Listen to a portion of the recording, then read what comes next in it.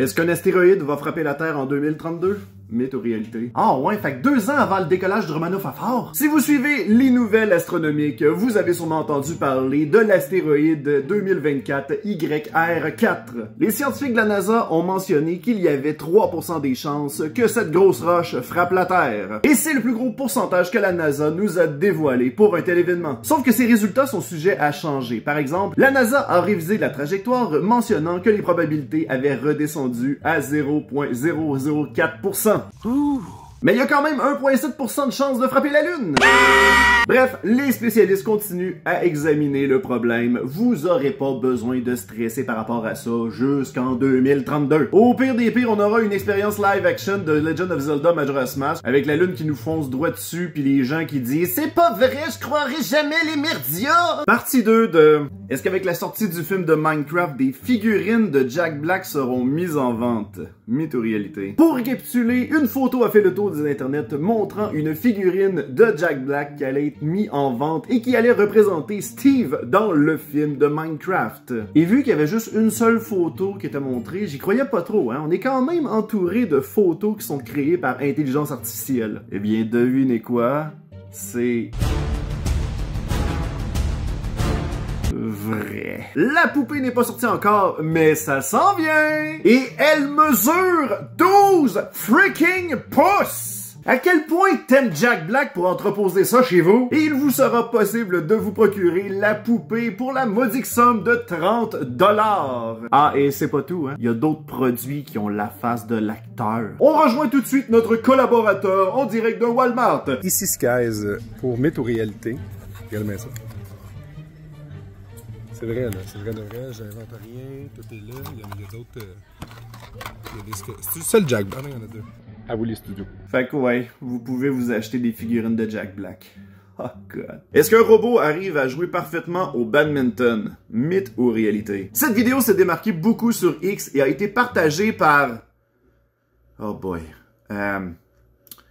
On va l'appeler Raymond Tremblay, ok? C'est une vidéo qui montrait un robot qui jouait parfaitement au badminton. Mais pas juste jouer, non, non, il te smash le moineau.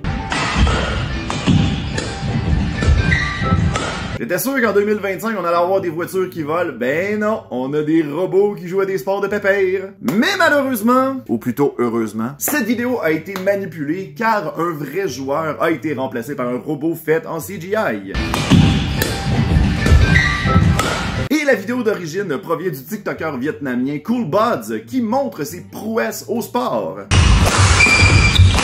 J'ai regardé certaines de ses vidéos puis des fois j'avais l'impression qu'il me narguait là.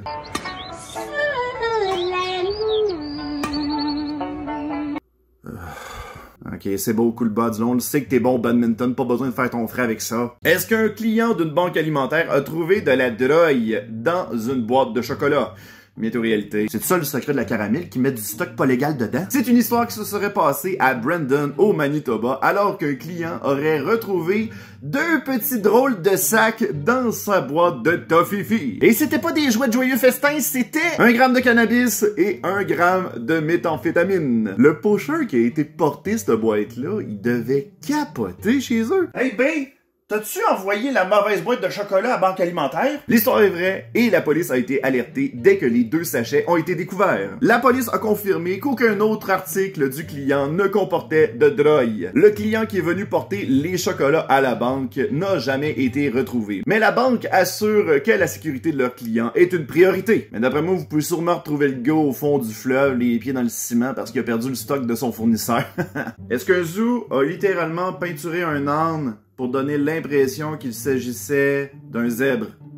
Mytho-réalité. Cette histoire a débuté alors qu'un tas de gens ont publié des photos provenant d'un zoo à Zibo dans la province de Shandong en Chine, montrant des ânes qui avaient été peinturés en zèbre pour tromper les visiteurs. Hey, regarde mon petit gars, un zèbre. En plus d'être ridicule, c'est une histoire vraie, même que le Global Time a réussi à avoir les témoignages d'un employé du zoo en question, mentionnant que ça faisait partie d'une opération marketing. Hey, c'est bien pas correct, j'ai payé pour voir un zèbre, moi! Et les arguments du zoo ont été « Ah, inquiétez-vous pas, le propriétaire l'a fait pour s'amuser. C'est une peinture non toxique pour les animaux. Il y a même un écriteau qui mentionne que c'est un âne, c'est pas un vrai zèbre. » Mais j'ai quand même payé pour voir un freaking zèbre! Ah pis tant pis, je vais aller voir les beaux pandas qui sont au zoo de Guangdong au sud de la Chine. Ouais, ça aussi c'est des chiens peinturés. Avez-vous des vrais animaux dans votre pays, au moins? Est-ce que la CW prévoyait faire une série live-action des Super Nanas? Météo-réalité. Comme vous le savez, la chaîne de télévision CW est reconnue pour faire des séries dramatiques basées sur des BD et des dessins animés. Je pense tout de suite à Riverdale, Smallville, The Flash, mais ça peut-tu vraiment fitter pour les Super Nanas? Selon eux, ouais.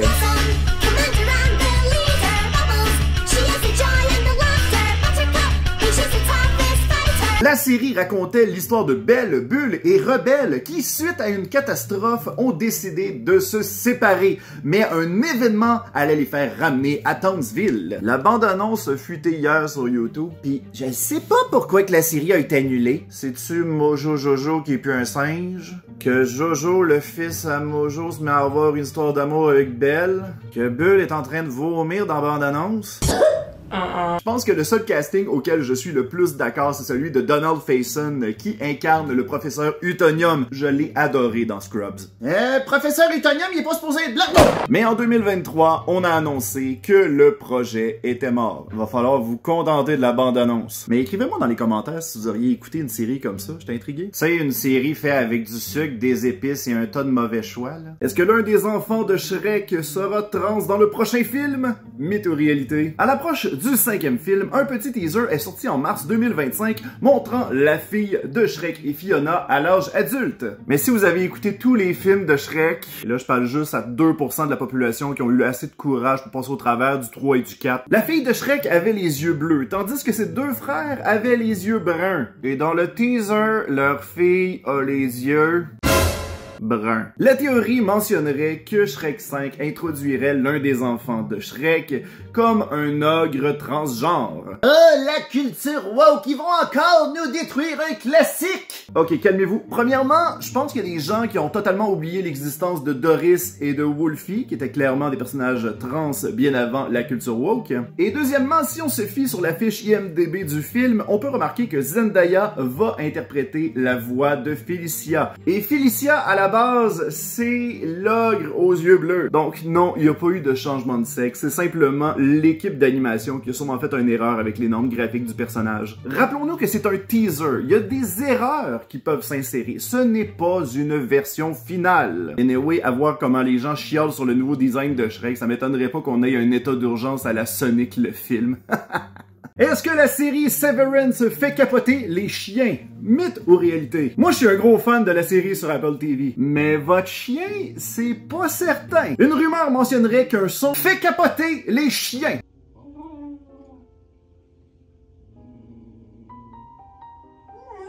Aïe, moi qui pensais qu'il fallait avoir pire pour les faire capoter. Allez tout le monde, donnez 5 galaxies, sinon je calisse mon camp, tabarnak. Le Washington Post a fait une enquête sur le sujet et leur conclusion est très intéressante. Selon Jennifer Skiff, directrice du programme international d'anti-cruauté animalière, il s'agirait du son qui ressemblerait beaucoup trop à celui d'un autre chien ou d'un loup, indiquant au chien qu'un prédateur serait dans les parages. Donc votre chien entend ça, sort son instinct et se met à capoter. Jacob Ribikoff, qui est en charge du mixage sonore de la série, a mentionné qu'il n'a pas utilisé de son semblable dans son montage. Par contre, bien que Ben Stiller et son équipe derrière la caméra aiment bien les sons faibles, le mixeur utilise souvent des sons à haute fréquence. Fait que la prochaine fois que vous allez écouter la série Severance, mettez-vous des écouteurs parce que sinon vous allez juste entendre « Hey!